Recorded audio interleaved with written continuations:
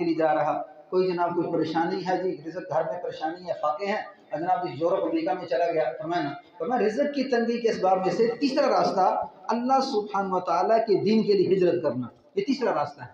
لیکن آج اس کا رواج ختم ہو چکا، یہاں تو کیا صورتحال بن رہی ہے، اگر کوئی سروزے پہ چلا جائے، کوئی عشرے پہ چلا جائے یا چلے کے لیے چلا جائے 4 مہینے، اور جس کی بیوی بچوں کا کیا بنے گا، اس کے بیوی بچے کہاں سے، اور کتنا پاگل دیوانہ ہے، گھر میں بیوی بچوں کو اکیلا چھوڑ کے چلا گیا۔ اللہ اکبر، استغفر اللہ استغفر اللہ استغفر اللہ۔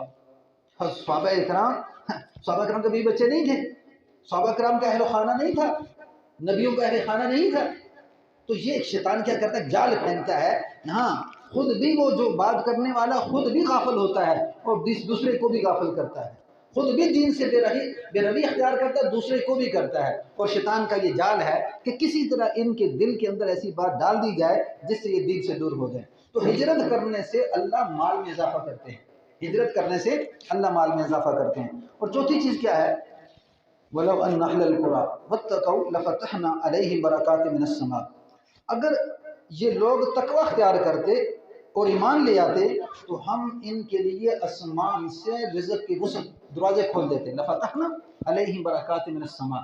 اگر یہ لوگ تقوی اختیار کرتے، ایمان والو، اگر تم اہل تقوی، اے ایمان والو، اے بستی والو، تم ایمان لائے اور تقوی اختیار کرتے، لَفَتَحْنَا عَلَيْهِمْ بَرَكَاتٍ مِّنَ السَّمَاءِ، ہم ان کے لیے آسمان سے رزق کے دروازے کھول دیتے۔ ہم سمجھتے ہیں رزق زمین سے آتا ہے، رزق کہاں سے آتا ہے، آسمان سے۔ لَفَتَحْنَا عَلَيْهِمْ بَرَكَاتٍ مِّنَ السَّمَاءِ، ہم ان کے لیے آسمان سے برکت کے دروازے کھول دیتے۔ تو یہاں پہ یہ کیا فرمایا، ہمیں کیا رزق کے دروازے کھولنے کے لیے گناہ سے بچنا اور تقوی پرہیزگاری اختیار کرنا، اللہ کو راضی کرنے پہ لگ جانا۔ جیسے قرآن پاک کے اندر آیت کیسے، وَمَن يَتَّقِ اللَّهَ وَمَن يَتَّقِ اللَّهَ يَجْعَل لَّهُ مَخْرَجًا، جو انسان تقوی اختیار کرتا ہے، جو انسان پرہیزگاری اختیار کرتا ہے، جو انسان اللہ سبحانہ و تعالیٰ کو راضی کرنے کے لیے عمل کرتا ہے، وَمَن يَتَّقِ اللَّهَ يَجْعَل لَّهُ مَخْرَجًا، ہم اس کے لیے راستے کھول دیتے ہیں، ہم اس کے لیے راستے کھول دیتے ہیں۔ اور پھر ذکر ہے وَيَرْزُقْهُ مِنْ حَيْثُ لَا يَحْتَسِبُ، ہم اس کو اس جگہ سے رزق دیتے ہیں جہاں سے انہیں گمان بھی نہیں ہوتا۔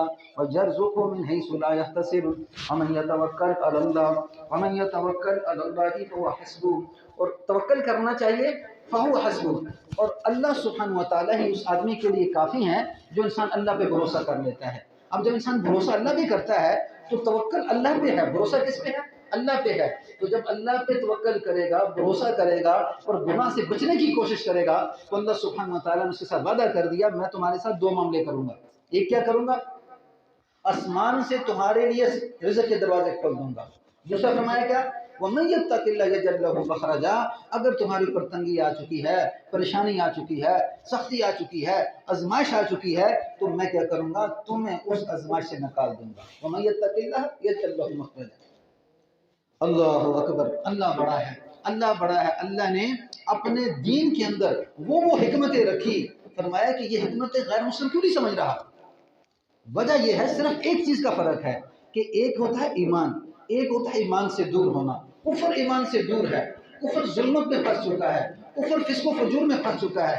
اور جب انسان کے اندر ایمان آتا ہے تو ایمان اس کو اللہ کے قریب کرتا ہے اور حضور صلی اللہ علیہ وسلم کے طریقوں کے قریب کرتا ہے، قرآن کے قریب کرتا ہے، نبیوں کے قریب کرتا ہے۔ جب یہ انسان نبیوں کی زندگی کو پہچاننے والا ہوتا ہے، ایمان کو پہچاننے والا ہوتا ہے، تو یہ ظاہری اسباب پہ نہیں چلتا، یہ ظاہری اسباب پہ نہیں چلتا، یہ باطن پہ چلتا ہے۔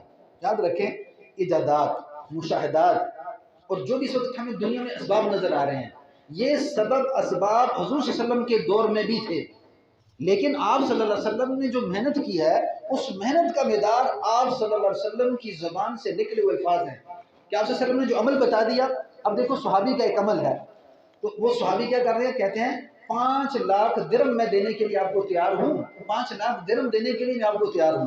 تو آگے سے دوسرے صحابی کیا کہتے ہیں، کہتے ہیں مجھے تیرے ان 5 لاکھ درہموں کی ضرورت نہیں ہے، بلکہ میں نے آپ صلی اللہ علیہ وسلم سے سنا ہے کہ اللہ نے فرما دیا، اللہ کے رسول نے فرما دیا، جو انسان سورۃ الواقعہ مغرب کے بعد پڑھ لے گا اللہ اس کے رزق کی تنگی پیش نہیں کرتے۔ تو مجھے کبھی امید ہے کہ میری بچیوں پہ، میرے گھر والوں پہ کبھی رزق کے فاقے نہیں آئیں گے۔ تو نبی صلی اللہ علیہ وسلم کی زبان پہ یقین۔ تو میں کہ تقوی سے کیا ہوتے ہیں، اللہ سبحانہ و تعالیٰ رزق کی وسعت فرماتے ہیں۔ پھر میں 5واں سبب بتایا کہ جس انسان کے پاس اگر اتنا مال ہے وہ کیا کرے؟ حج کرے، عمرہ کرے۔ ظاہری طور پہ دیکھیں کہ ہم سبب یہ نہ کے لیے جا رہا